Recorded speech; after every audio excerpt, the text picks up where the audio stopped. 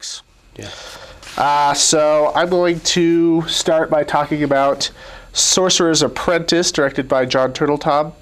And here is a clip for that. Sorcerer's Apprentice is loosely, and I mean very loosely, based on a small short from the Disney animated movie Fantasia. You may remember with Mickey Mouse and the Mops and all of that jazz. And basically what it's about is there's a young geeky kid played by Jay Baruchel from She's Out of My League and Judd Apatow Mafia. And as a kid, he stumbles upon a sorcery store and unearths evil upon the earth. And also finds out that he is the chosen one, crazy, awesome wizard man.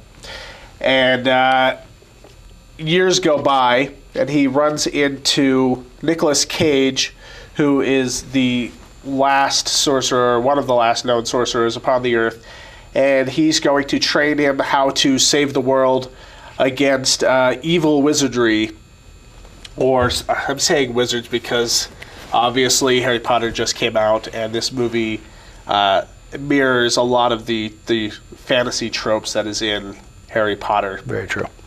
So basically what you have here is it's a little bit of Tolkien, it's a little bit of Rowling, and maybe just a dash of Lucas.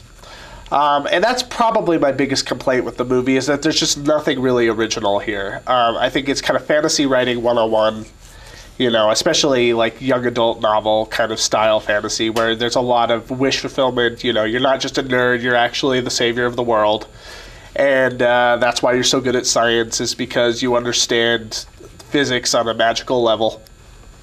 And you'll get the awesome girlfriend, and just a lot of that kind of young adult film wish fulfillment kind of stuff. And a lot of the plot just seems very contrived and very forced, and it's not really trying hard to break out of that Harry Potter mold. So in the end, it kind of feels like Harry Potter light.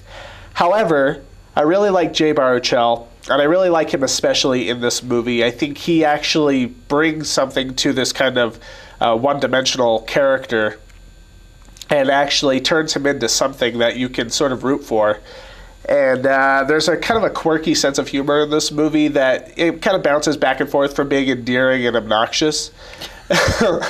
And as far as Nicolas Cage goes, who plays Balthazar, his mentor, he doesn't ham it up in this movie. He doesn't have a lot to do. It's kind of a haircut role. But I thought he did a decent job with it, given what he had. I think you could pretty much say that all around the board, is all these actors were kind of trying to elevate this sort of weak material. So altogether, I give it a C.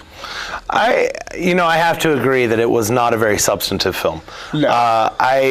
There were definitely parts that I enjoyed. I thought that some of the special effects and some of the when it comes to magic and people conjuring spells and things like that, there is an originality that can come from different, background lore, things like that. I thought the quicksand rug part was pretty interesting. Yeah, that was fun. But I mean, and then of course the people getting trapped in a mirror, that's been done how many times? Yeah, forever and ever. But I mean, in the reverse world and that kind of stuff. Yeah, they've been doing that since Superman.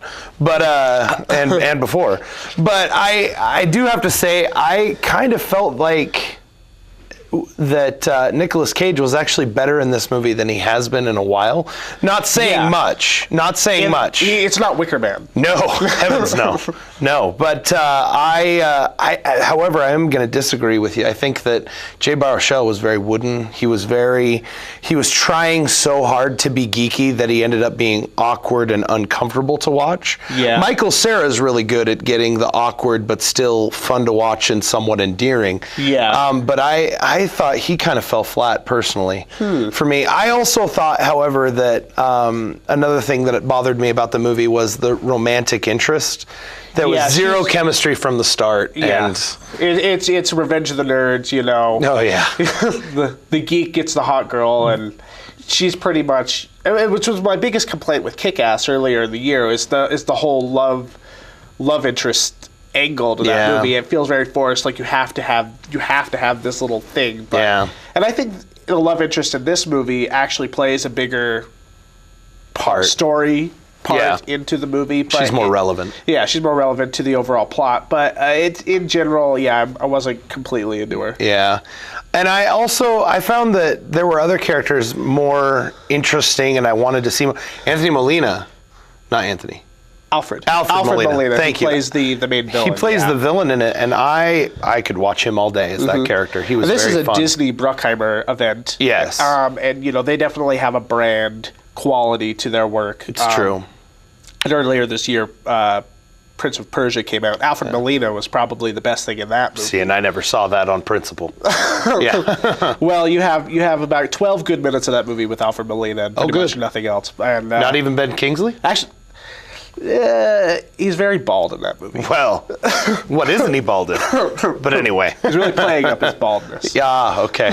Shining it a little more for the camera. Yeah, exactly. Okay. But yeah, I for the most part, I thought it was interesting.